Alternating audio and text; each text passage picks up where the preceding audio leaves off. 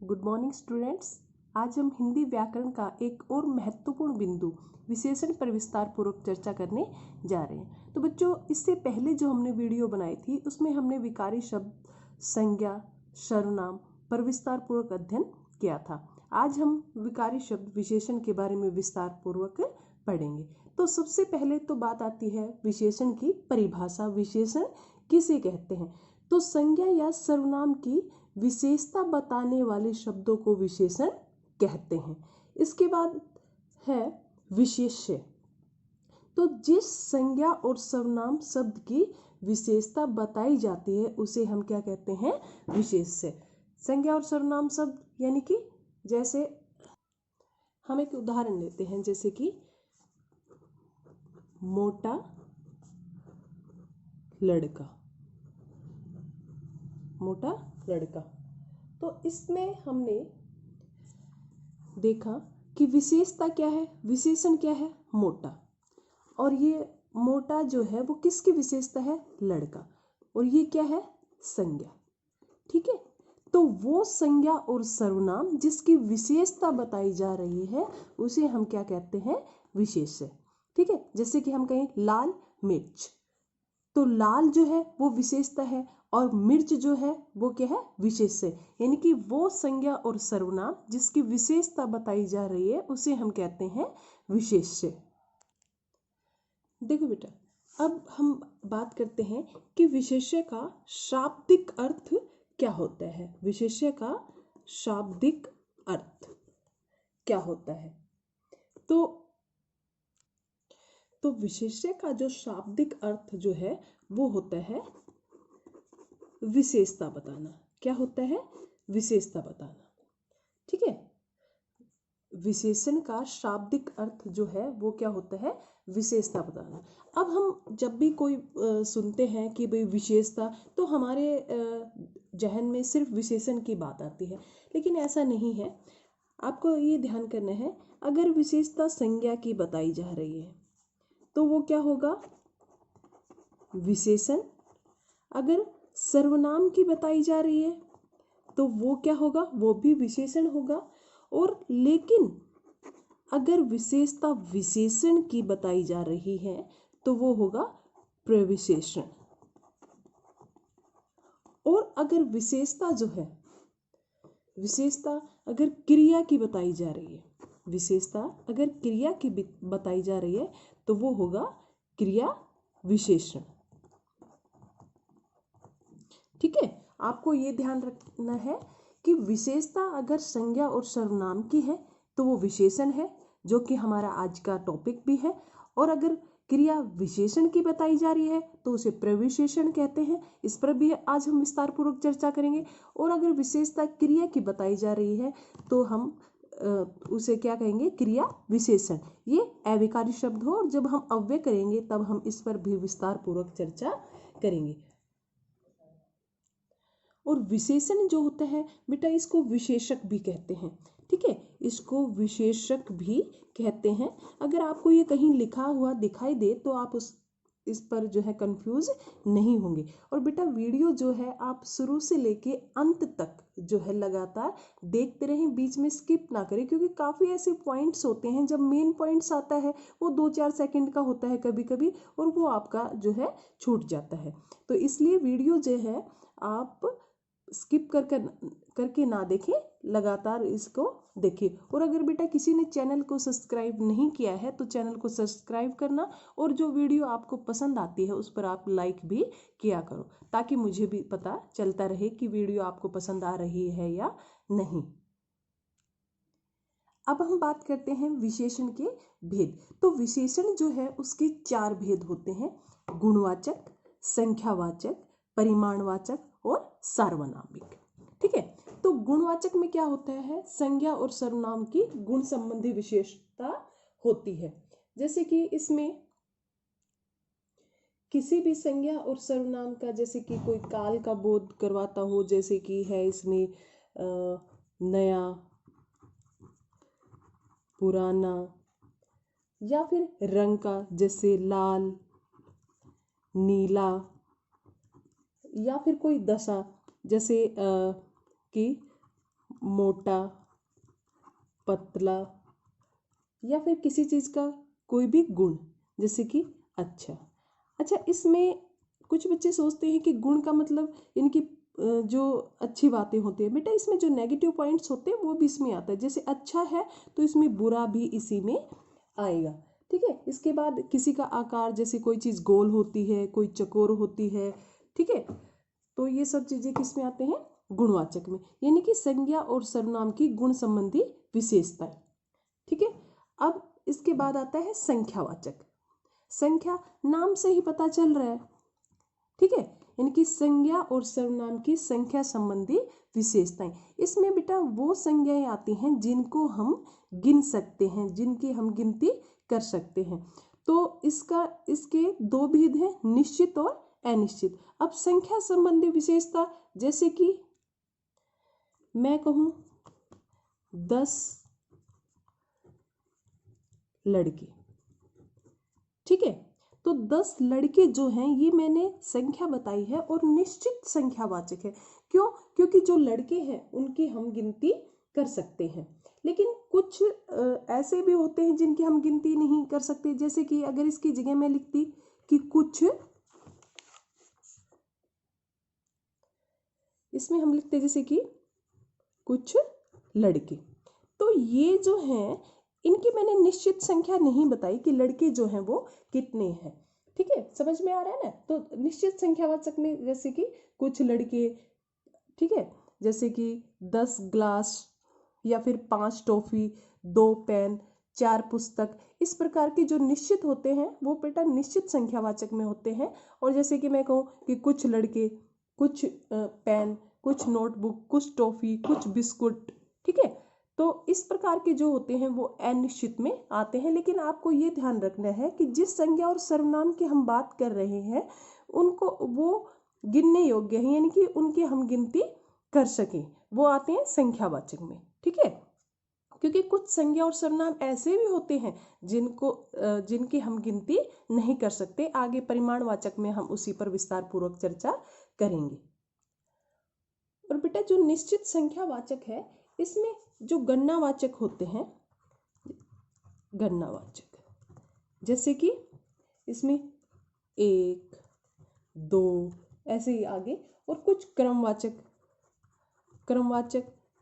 वो कौन से होते हैं? जैसे कि पहला, दूसरा, आगे ऐसे ही गिनती चलती रहेगी। ऐसे ही आवर्ती सूचक, ठीक है, आवर्ती सूचक या आवर्ती वाचक, जैसे कि हम कहते हैं तिगुना, ठीक है, चौगुना। ऐसे ही जैसे समुदाय का, जैसे चारों, आठों, तीनों, ऐसे ये सब किस में आते हैं? निश्चित में। अब हम बात करते हैं परिमाणवाचक।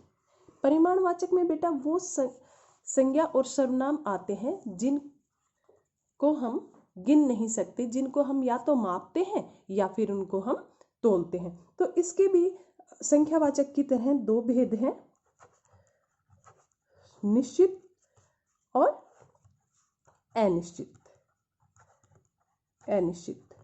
तो बेटा संख्यावाचक की तरह ही परिमाणवाचक में भी कुछ संज्ञा और सर्वनाम ऐसे होते हैं जिनकी हम निश्चितता बताते हैं और कुछ ऐसे भी होते हैं जिनकी हम अनिश्चितता बताते हैं। जैसे कि मैं आपसे कहूं कि 5 किलो आम,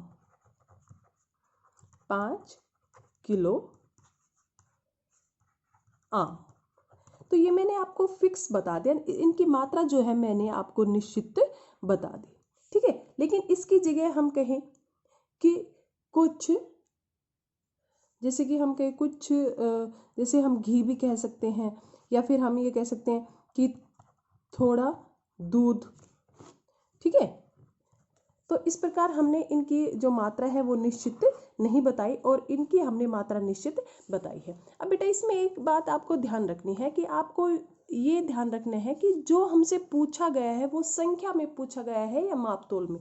जैसे कि 5 किलो आम, ये परिमाणवाचक में आ गए। लेकिन अगर आपसे कोई कहे कि भाई 5 आम लेकर आओ, 5 आम, तो यहाँ आप जो आम है वो गिन कर लेके आओगे। आपको ये नहीं देखना है कि आम जो है ये तो तोले जाते हैं, ऐसा नहीं है। 5 आम जो है ये आप गिन कर लेके आओगे। ऐसे जैसे कि 1 दर्जन केले, तो उसमें जो केले हैं उनको आप काउंट करोगे, क्योंकि आपको पता है कि 1 दर्जन में जो है 12 केले होते हैं। तो आपको ये ध्यान रखना है कि जो भी चीज़ हमसे पूछी गई है वो संख्या में पूछी गई है या माप तोल में। माप में जैसे कि हम दूध होता है 2 लीटर निश्चित है, कुछ दूध अनिश्चित है। ऐसे ही जैसे 1 मीटर कपड़ा वो क्या है, निश्चित है, कुछ कपड़ा अनिश्चित है। ऐसे ही आपको सिर्फ ये ध्यान रखना है कि जो भी चीज़ हमसे पूछी गई है वो संख्या में है या फिर परिमाण में। अब एक और उदाहरण है जो लगभग बच्चे उस तरह के उदाहरण में गलतियां करते हैं। जैसे कि किसी ने आपसे पूछा 1 कप चाय, 1 कप चाय। अब बच्चे क्या है, वो ये समझते हैं कि 1 यानी कि संख्या है, लेकिन बेटा जो संज्ञा और सर्वनाम आपसे पूछा गया है, ठीक है, चाय, तो वो उसकी क्वांटिटी है, उसकी मात्रा है कितनी, 1 कप। ठीक है, उसकी संख्या ही ऐसे नहीं, ऐसे तो आप ये कहोगे 5 किलो में 5 भी जो है वो संख्या है। तो 1 कप चाय, 1 कप दूध, ठीक है, तो वो आपसे मात्रा जो है वो पूछी गई है, और वो परिमाण मतलब माप के कि आप उस कप में मापोगे कि वो चाय कितनी हो, 1 कप। ठीक है, यहाँ मात्रा बताई गई, जरूरी नहीं है आप उस कप में लेके आओ, उसको ग्लास में भी डाल सकते हो, कटोरी में भी डाल सकते हो, लेकिन उसकी जो मात्रा है वो कितनी होनी चाहिए, 1 कप। तो बेटा जो ये है संख्या और परिमाण, इनके जो क्वेश्चंस होते हैं उनको आप ठीक से देखें, उनको समझे कि हमसे क्या पूछा गया है, और उसके बाद ही उसका जो है उत्तर दे। अब जो हमारा अगला भेद है सार्वनामिक विशेषण। कौन सा है, सार्वनामिक। तो बेटा जो सार्वनामिक विशेषण है इसको आप ध्यान से देखना, क्योंकि विशेषण में यही वो है जहां पर गलतियां बच्चे सबसे ज्यादा करते हैं। ठीक है, यही वो बात है जहां पर, यही वो भेद है जहां पर सबसे ज्यादा गलतियां होती हैं। देखो आपके सामने एक एग्जाम्पल है, मैं ये कहूं कि यह कमरा बड़ा है। ठीक है, नेक्स्ट एग्जाम्पल है, यह मेरा कमरा है। फिर है, यह कमरा मेरा है।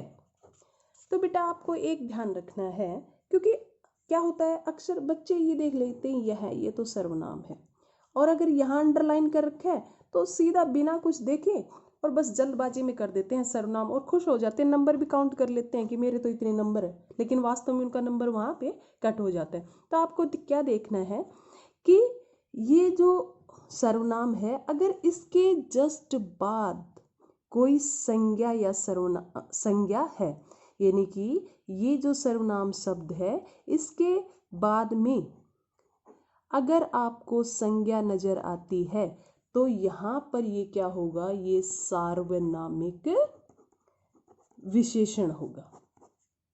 हमने जब सर्वनाम का टॉपिक किया उस समय भी इस बात पर हमने चर्चा की थी, लेकिन मैंने आपको कहा था कि जब हम विशेषण करेंगे तो इस पर विस्तार पूर्वक चर्चा करेंगे। तो आपको क्या ध्यान रखना है कि अगर कोई सर्वनाम है और उसके ठीक बाद कोई संज्ञा शब्द है तो वो क्या होगा, सार्वनामिक विशेषण। इसको हम संकेतवाचक भी कहते हैं। क्या कहते हैं, संकेतवाचक विशेषण भी इसको हम कहते हैं, क्योंकि ये संकेत कर रहा है कि यह कमरा, ठीक है, ऐसा नहीं है कि हम किसी भी कमरे की बात करें। जैसे मैं कहूँ कमरा बड़ा है, तो सीधी सी बात है पता नहीं हम किस कमरे की बात करें, लेकिन मैं जहाँ बैठी हूँ और मैं कहूँ यह कमरा, तो मैंने संकेत भी किया है कि ये जो कमरा है वो बड़ा है। आगे है, यह मेरा कमरा है। अब देखिए तो अर्थ तो इसका इन दोनों का एक ही निकलेगा, लेकिन यहाँ पर यह जो है इसका अलग ही रूप है। यहाँ जो यह है ये क्या है, ये सर्वनाम है, ठीक है, निश्चयवाचक सर्वनाम। और यहाँ जो यह है ये क्या है, ये सार्वनामिक विशेषण है। ये क्या है, सार्वनामिक विशेषण। अर्थ दोनों का एक है, लेकिन बेटा इनका रूप जो है वो बदल जाता है। ठीक है, तो यहाँ पर ये क्या है, ये सर्वनाम है और यहाँ पर ये क्या है, सार्वनामिक विशेषण है। तो आपको इस बात का जो है विशेष ध्यान रखना है। इसके साथ ही एक और बात पर भी मैं आपके साथ चर्चा करना चाहूँगी कि काफ़ी बार बच्चे कंफ्यूज हो जाते हैं कि मेरा जो है ये तो विशेषण भी आता है और ये कारक भी है, तो कैसे पता चले। ठीक है, जैसे कि मान लीजिए हमारे पास यही एग्जाम्पल थे कि यह मेरा कमरा है। ठीक है, तो यहाँ पर जो है और यहाँ ये, तो आपको ये देखना है कि पूछने वाला आपसे क्या पूछ रहा है। ठीक है, अगर सर्वनाम पूछ रहा है तो आपको संबंधवाचक सर्वनाम बताना होगा। अगर आपसे वो कारक पूछता है तो आपको क्या बताना होगा, संबंधवाचक कारक। जैसे कि अब क्या, ये प्रश्नसूचक शब्द है लेकिन ये प्रश्न पूछने के काम आता है। ठीक है, प्रश्नवाचक है, लेकिन इसका प्रयोग हम विस्मयादिबोधक में भी करते हैं। जैसे क्या, वह आ गया, और इसके बाद में विस्मयादिबोधक चिन्ह होता है। तो एक ही शब्द जो है वो अलग अलग जगह पर अलग अलग रूप लेता है। ठीक है, जब हम, जैसे कि एक और एग्जाम्पल मैं आपको बताती हूँ। जैसे कि मैंने एग्जाम्पल लिया, मोहन सुंदर है, सुंदर है। तो यहाँ पर जो सुंदर है ये मोहन की विशेषता है। तो और जब विशेषता बताई जा रही है तो ये क्या है, विशेषण। लेकिन मैं कहूँ कि मोहन सुंदर लिखता है, लिखता है, तो यहाँ पर जो सुंदर है ना वो लिखने की विशेषता है, क्रिया की विशेषता है, तो यहाँ पर ये क्रिया विशेषण होगा। बेटा कहने का तात्पर्य ये है कि एक ही शब्द जो है उसके रूप अलग अलग होते हैं। आपको ये नहीं रटना है कि सुंदर जो है वो तो सिर्फ विशेषण होता है, क्या जो है वो सिर्फ प्रश्नसूचक होता है, मेरा संबंधवाचक कारक होता है। आपको ये देखना है कि जो वाक्य जिसमें हमसे पूछा गया है वहां उसका क्या रूप है। अब नेक्स्ट हम बात करते हैं विशेषण की अवस्थाएं। तो विशेषण की कितनी अवस्थाएं होती हैं। तो बेटा विशेषण की अवस्थाएं आप पढ़ते भी हैं। विशेषण की जो है वो कितनी अवस्थाएं होती हैं, 3 अवस्थाएं होती है। विशेषण की कितनी अवस्थाएं होती हैं, 3। पहली है मूलावस्था, दूसरी है उत्तरावस्था और तीसरी है उत्तमावस्था। कौन सी है तीसरी, कौन सी है, उत्तमावस्था। तो इसमें ये सबसे आसान है और बस एक बार आप ध्यान से सुन लेना, इस चीज को कभी आप भूल नहीं पाओगे। तो बेटा जो मूल अवस्था होती है ना उसमें क्या होता है कि जो संज्ञा और सर्वनाम होता है उसका किसी अन्य संज्ञा और सर्वनाम से कोई तुलना नहीं की जाती, सिर्फ उसी की विशेषता बताई जाती है। जैसे मैं ये कहूं कि ये पेन जो है ये काला है। ठीक है, मोहन जो है वो सुंदर है, मोहन मोटा है। तो यहां मैंने उनकी किसी दूसरे के साथ तुलना नहीं की। तो इस प्रकार के जब आपको नजर आया विशेषण तो वो होता है विशेषण की मूल अवस्था। ठीक है, इसके बाद दूसरी है उत्तरावस्था। उत्तरावस्था में क्या होता है, इसमें परस्पर या तो 2 संज्ञा और सर्वनाम की तुलना की जाती है। ठीक है, परस्पर तुलना, और किसकी होगी ये तो आपको पता ही है, संज्ञा और सर्वनाम की। तो इसमें या तो परस्पर 2 संज्ञा और सर्वनाम की तुलना की जाती है या फिर विशेषण से ठीक पहले से, ठीक है, विशेषण से ठीक पहले से या तर प्रत्यय होता है। ठीक है, जैसे मैं कहूं नेहा सीता से सुंदर है। ठीक है, सुंदर क्या है इसमें विशेषण और उससे ठीक पहले क्या है से। ठीक है, जैसे कि सुंदर तर, ठीक है, लघुत्तर या फिर आपको तर प्रत्यय उसमें मिलेगा। नेक्स्ट है हमारा उत्तमावस्था। तो उत्तमावस्था में क्या होता है कि एक ही चीज की तुलना सभी से की जाती है, सभी से की जाती है। ठीक है, तो इसमें आपको प्रत्यय जो है वो तम प्रत्यय मिलेगा, जैसे सुंदरतम, लघुत्तम, सर्वोत्तम। ठीक है, इस प्रकार इसके उदाहरण आपको मिलेंगे। ठीक है, लेकिन इसमें आप ये भी नहीं सोचना कि सिर्फ तम ही प्रत्यय होता है। जैसे कि मैंने आपसे कहा कि कबीरदास सबसे श्रेष्ठ, तो सबसे आ गया। ठीक है, श्रेष्ठ, तो वहां पर ये क्या है, उत्तमावस्था, यानी कि सभी के साथ जहां तुलना की जाती है वहां क्या होता है, उत्तमावस्था होती है। अब बेटा मैं आपको कुछ ऐसी बातें बताने जा रही हूँ कि जो हर बच्चे के माइंड में होती है, लेकिन वो आपको कहीं भी किसी पुस्तक में नहीं मिलती। जैसे कि हमें ये पता है कि विकारी और अविकारी जो हैं शब्द के भेद हैं, प्रयोग के आधार पर विकारी और अविकारी, लेकिन इनको हम रूपांतरण के आधार पर भी मानते हैं। अब जैसे एग्जाम में प्रयोग के आधार पर ना पूछा और रूपांतरण के आधार पर पूछ लिया तो हम वहीं कंफ्यूज हो जाते हैं। नेक्स्ट जो है विकारी जो है उनके आपको पता ही है, मैंने पहले भी बताया है आपको कि संज्ञा, सर्वनाम, विशेषण और क्रिया वो क्या है, ये विकार।